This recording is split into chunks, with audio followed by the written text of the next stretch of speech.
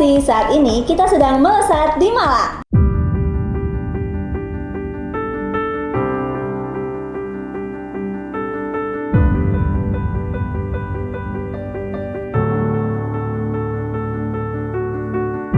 Selamat datang di Melesat, melihat riset vokasi lebih dekat.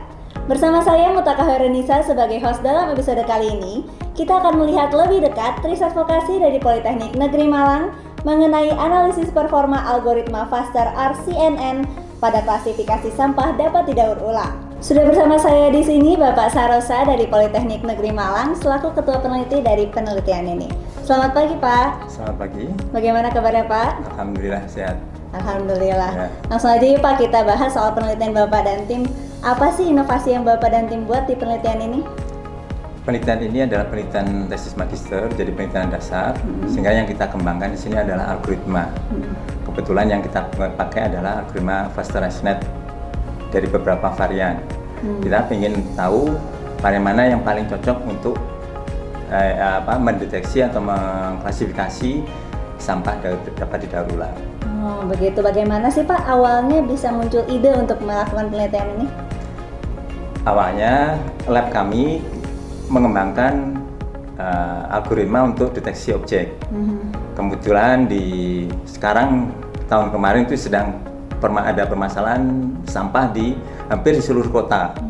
Nah itu yang jadi permasalahan kita adalah sampah itu hanya kita kumpulkan kemudian kita kirimkan ke tempat pembuangan akhir. Sementara di sampah sendiri walaupun kita sudah singkirkan masih ada nilai ekonomi yang di sana. Nah, hanya perlu teknologi untuk bisa dapatkan tadi ekonomi yang bisa kita raih. Misalkan sampah yang bisa didaur ulang harus kita pilih. Nah, hanya proses itu nggak mudah. Jadi harus ada algoritma yang bisa membantu menyeleksi sampah-sampah mana yang bisa didaur ulang. Kemudian baru kita tambahkan nanti teknologi untuk memilahnya. Nah, di penelitian ini kita kembangkan algoritma apa yang cocok untuk memilah sampah tadi. Wah, berarti idenya ini diambil dari kehidupan sehari-hari ya Pak, melihat banyak sampah dan perlu diklasifikasikan. Betul, gitu ya Pak. Ya. Nah, kan ini kata Bapak tadi termasuk penelitian dasar nih Pak ya. Betul, ya. Itu tuh berarti luaran berbentuk konsep atau ada prototipe gitu Pak? Begini, karena ini penelitian dasar ya, jadi kita kembangkan sebuah algoritma ya. Di sini kita mengembangkan 4 macam tadi.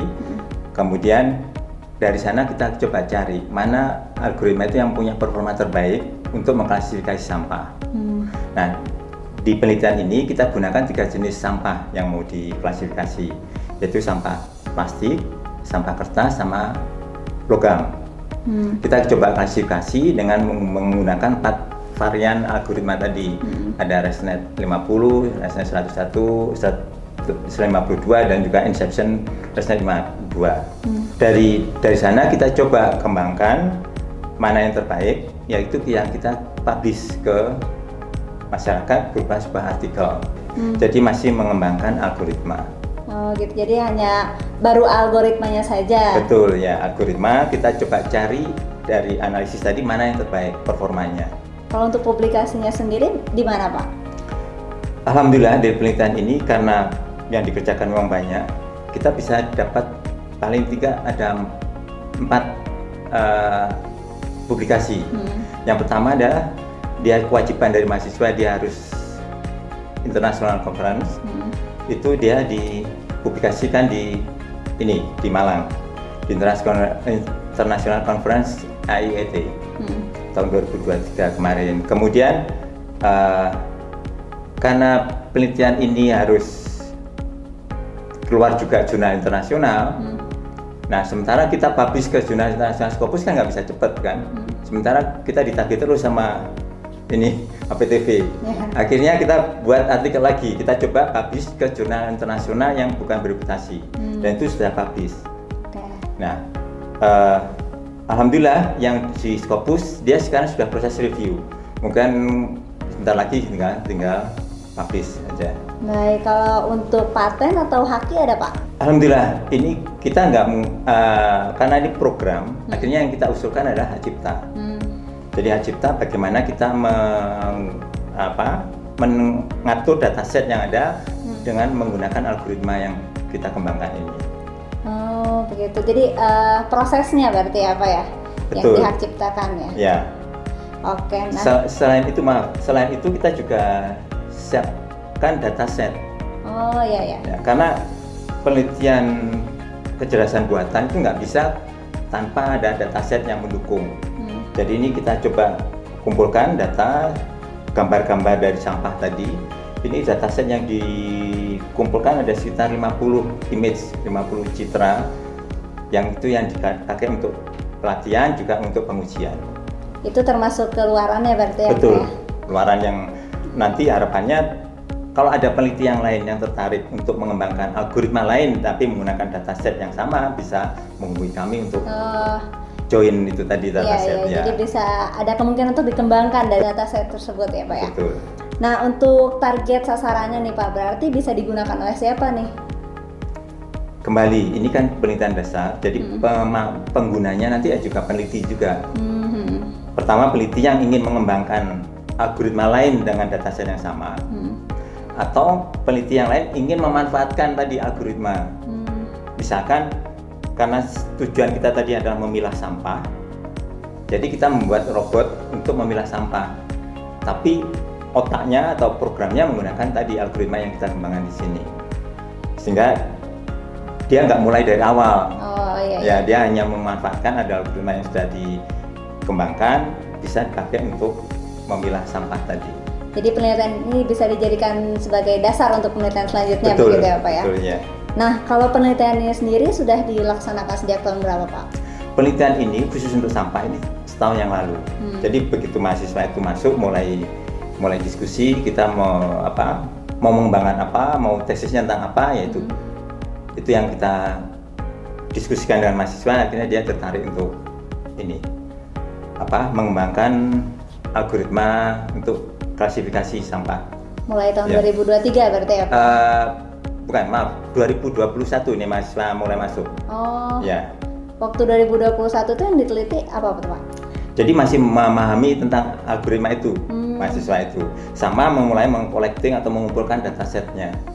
Oh iya. Ya, jadi 2001 mulai ini, dan 2022 awal itu mulai dia sudah dapatkan hasil, tapi dari masih satu varian algoritma aja, itu bisa keluar untuk publikasi internasional. Oke.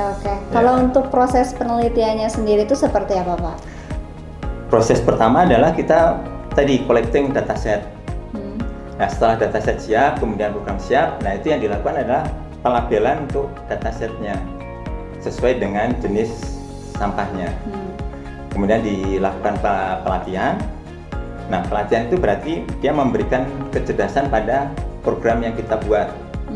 Nah setelah dia cerdas, kemudian kita uji menggunakan dataset yang lain. Nah itu hasilnya yang kita bisa sampaikan tadi. Berarti maksudnya melatih kecerdasan buatannya ya? Iya, melatih kecerdasan dari program kita buat ya. Nah Pak, untuk hasilnya sendiri seperti apa nih Pak? Dari 4 algoritma itu mana yang paling efektif Pak? Gini, dari 4 tadi, kalau kita inginkan hasil yang cepat, kita maka gunakan ResNet 50 karena itu komputasinya relatif lebih sederhana. Tapi kalau pengen hasilnya, performanya, hasil klasifikasinya sempurna, ya kita harus pakai yang injection ResNet 52 karena itu komputasinya lebih kompleks di sana. Hanya waktunya akan lebih panjang di sana kalau kita menggunakan algoritma itu. Perbedaan waktunya tuh seberapa signifikan tuh Pak? Ya ini nanti tergantung pada pemanfaatannya. Kalau misalkan kita gunakan tadi untuk pemilah sampah, sampah tadi kan dilewatkan di conveyor kan, di robot tadi ya, dia jalan.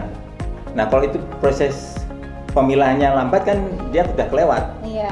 Nah itu nanti kelihatan dari tergantung dari kasusnya. Gitu. Yeah. Kalau jarak waktu antara pakai ResNet berapa tadi 152 ya sama ya, 150 dan jauh nggak bedanya tuh Pak? Sebenarnya nggak jauh. Dalam order masih detik. Jadi nggak jauh juga. Cuman kita pilihnya yang sempurna kan? Iya. Itu yang makanya harus kita pilih yang mana performanya terbaik. Jadi pemilihannya tetap tergantung pemakaian ya, Pak, betul. tergantung kebutuhan. Iya, kebutuhan. Oke, baik. Nah, Untuk penelitian ini melibatkan siapa aja Pak? Ini yang terlibat adalah mahasiswa itu sendiri, mahasiswa S2, karena dia harus melakukan penelitian supaya dia bisa lulus kan. Kemudian dibantu oleh mahasiswa D4 karena program MPKM. Oke, nah itu dari prodi mana Pak? Semua dari teknik elektro, jurusan teknik elektro. Yang S2 ini MTT, Magister Teknik Elektro Terapan. Kemudian yang di D4-nya adalah jaringan telekomunikasi digital. Baik, nah kalau dari pihak eksternal atau stakeholder lain ada Pak? Kebetulan belum ada. Jadi kami hanya penelitian dasar kembali ya. Kita siapkan, kita masih dari awal kita menyiapkan kira-kira apa yang kita butuhkan dan nanti bisa dipakai pihak lain. Oh begitu, jadi sampai saat ini belum ada mitra yang belum berkolaborasi, belum ada. Nah selama melakukan penelitian ini, Bapak dan tim menemukan kendala nggak Pak? Kendala mesti ada Mbak ya. Iya pasti. Ya. Penelitian ini kan menggunakan tools dari yang bisa kita gunakan secara online. Jadi kendala pertama adalah kita butuh jaringan yang bagus. Ya itu pertama. Kadang-kadang jaringan kita kan kadang naik turun nggak stabil gitu kan. Nah itu jadi kendala. Kemudian tools yang disediakan ini sebenarnya bukan kendala sih, tapi itu mutlak harus kita ini. Jadi yang tersedia itu fiturnya masih terbatas. Kalau kita pengen fitur yang lengkap ya kita harus berbayar. Nah, ya alhamdulillah karena ini program penelitian tesis magister sehingga untuk berbayar kita bukan kendala, tapi ya itu realita yang harus ada gitu, yang harus kita hadapi di sana. Nah berarti solusinya apa nih Pak? Kan kalau internetnya nggak stabil bisa jadi mati di tengah-tengah ya Pak? Ya itu yang kemarin jadi apa? Ini proses untuk melakukan pengujian itu kan harus ada pelatihan dulu. Nah pelatihan itu karena datasetnya banyak, dia perlu waktu. Nah itu yang pernah kemarin terjadi, sudah nungguin lama, tiba-tiba listrik mati. Yaitu negara kita kadang-kadang listrik juga kadang-kadang mati kan. Itu akhirnya harus ngulang dari awal. Berarti nggak ada solusi lain ya Pak? Mau nggak mau harus ngulang lah dari awal. Untuk pelatihan ya, sementara itu belum ada. Oke kalau begitu. Nah Pak ini kan di sini udah ada juga contoh-contoh hasil deteksi sampahnya ya Pak ya. Boleh diceritain nggak Pak? Gimana sih proses uji cobanya? Ini pengujiannya di lab ya misalnya. Jadi kita gunakan beberapa skenario. Untuk kecerdasan buatan, itu kan perlu pelatihan. Nah pelatihan bisa kita awali dengan pelatihan dengan jumlah data yang sedikit supaya tadi bisa cepat. Nah, itu kita berikan beberapa skenario, 50 dataset, kemudian ada 100 dataset, ada 200 dataset. Kita punya 500 dataset. Nah, itu dari beberapa skenario tadi kita coba latihkan, kemudian kita uji. Dari mana performa mana yang terbaik. Itu yang kita jadikan kesimpulan dari penelitian ini. Berarti berapa lama tuh Pak proses uji cobanya? Proses uji cobanya nggak lama ya, kita harus menunggu aja beberapa menit itu aja. Cuma yang lama kan kita mengumpulkan dataset tadi yang membutuhkan lama. Iya. Berarti ini mendeteksinya itu menggunakan kecerdasan buatan atau AI ya Pak. Dilatih dulu melalui uji coba ini begitu ya Pak. Baik. Nah ini kan penelitian dasar nih Pak ya. Apa sih yang bisa dikembangkan oleh dosen vokasi yang mungkin ingin mengembangkan gitu Pak? Menurut Bapak gimana? Algoritma ini bisa dikembangkan untuk objek yang lain. Itu pertama. Yang kedua, dengan objek yang sama, tetapi kita tambahkan perangkat, misalkan robot. Ya, nanti ada conveyor, kemudian ada yang mengcapture gambarnya, kemudian memilah. Nah, kita tinggal tambahkan aja tangan di sana untuk menyeleksi tadi dia harus buang kemana gitu aja. Kalau selain dalam bentuk conveyor, bisa nggak ada bentuk lain, misalnya dalam bentuk tempat sampah, tong sampah atau gimana gitu Pak? Itu di awalnya.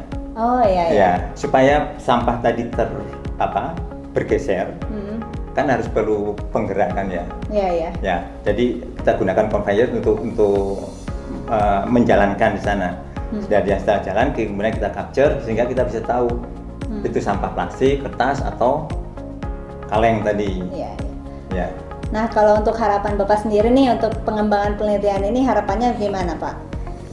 Harapannya ya ada yang melanjutkan tadi, misalkan membuat mesin pemilahnya tadi, robotnya tadi, itu bisa dikembangkan untuk jadi penelitian lain. Kemudian pemanfaatan algoritma itu untuk yang lain, Nah ini sebenarnya sekarang sedang kami lakukan untuk mahasiswa yang lain. Jadi algoritma ini kan bisa mendeteksi objek. Ya. Nah itu dimanfaatkan untuk tanaman. Oh. Jadi tanaman itu dengan deteksi tadi, misalkan jumlah daun misalkan. Nah jumlah daun dia bertambah berapa dalam rentang waktu tertentu. Nah itu akhirnya bisa tahu tingkat pertumbuhan tanaman itu berapa. Oh iya. Ya. Nah kalau itu nggak sesuai dengan prediksi kita, ya berarti kurang pupuk atau apa, itu jadi actionnya di sana nanti. Oh jadi hasil penelitian ini bisa dikembangkan ke berbagai bidang ya Pak? Betul. Dan ini yang pernah kami lakukan adalah tahun 2020 itu kita mengembangkan algoritma ini untuk deteksi korban bencana alam. Kebetulan waktu itu banyak bencana kan. Jadi bisa kita terapkan, nanti kita menggunakan teknologi drone kemudian untuk mencari di mana kira-kira korban itu ada lewat menggunakan algoritma ini. Kemudian kita bisa juga kembangkan untuk yang lain, misalkan ini juga sedang kami lakukan tapi untuk pertanian. Pertama adalah untuk deteksi penyakit tanaman. Itu kan biasanya dicirikan lewat daunnya atau apa. Nah itu kan bisa macam-macam. Nah jadi misalkan daunnya kalau pencirian seperti ini kena apa gitu kan. Nah itu bisa kita deteksi menggunakan algoritma ini. Berarti memang sangat luas penerapannya, begitu ya Pak? Betul. Membuka kesempatan untuk dosen vokasi lain mungkin yang ingin mengembangkan. Betul gitu, sekali. Silakan, kita bisa berkolaborasi ya. Baik, Pak. Nah kan Bapak ini mendapatkan pendanaan dari Direktorat APTV di program penelitian dan pengabdian kepada masyarakat ya Pak? Betul. Kesan Bapak gimana sih? Ya, pertama saya ucapkan terima kasih kepada Direktorat APTV yang telah menyediakan program penelitian tesis magister, karena program ini sangat membantu mahasiswa kami sehingga bisa lulus tepat waktu. Dan alhamdulillah bimbingan kami ada 2, begitu lulus dia langsung keterima ASN. Di yang tahun pertama yang saya dapatkan penelitian tesis magister itu dia diterima di PES ASN, kemudian yang ini penelitian ini dia sudah diterima ASN di Universitas Trunojoyo Madura. Ya, terima kasih sekali lagi ke Direktorat APTV telah menyediakan program ini. Semoga program penelitian tesis magister itu berlanjut dan kalau bisa diperbanyak, karena masih banyak mahasiswa yang membutuhkan dana untuk publikasi. Jadi setelah lulus langsung jadi dosen ya Pak, mengabdi untuk negara. Ya, alhamdulillah. Ya. Alhamdulillah. Nah pertanyaan terakhir nih Pak, ada nggak sih Pak tips and trik untuk sobat vokasi di rumah yang mungkin ingin mendapatkan pendanaan yang sama seperti Bapak? Yang pertama adalah untuk pengajuan proposal itu ada panduannya kan. Panduan itu yang harus kita ikuti. Itu yang jangan sampai di seleksi administrasi kita sudah dieliminasi, jangan sampai ya. Itu pertama. Kemudian kita juga gunakan sumber-sumber pustaka yang berkualitas. Karena banyak juga peneliti-peneliti kita yang menerbitkan artikel-artikel yang itu berkualitas, yang seharusnya kita citasi sendiri oleh teman-teman kita sendiri. Itu yang bisa jadi ini lolosnya tadi. Kemudian juga rekam jejak itu mutlak ya. Jadi rekam jejak dari pembimbing. Tapi kan nggak mungkin rekam jejak itu tiba-tiba ini, karena kita harus mulai dari awal kan ya. Saya bisa begini karena kita mulai dari dulu gitu. Akhirnya rekam jejak saya lumayan bagus gitu. Baik, jadi harus mencermati panduan, betul, ya. Kemudian memperbanyak referensi dan memperkaya rekam jejaknya gitu Pak ya. Betul, ya. Baik, cukup sekian saja nih Pak, sungguh obrolan yang sangat menarik di pagi hari ini. Terima kasih banyak ya Pak. Terima kasih.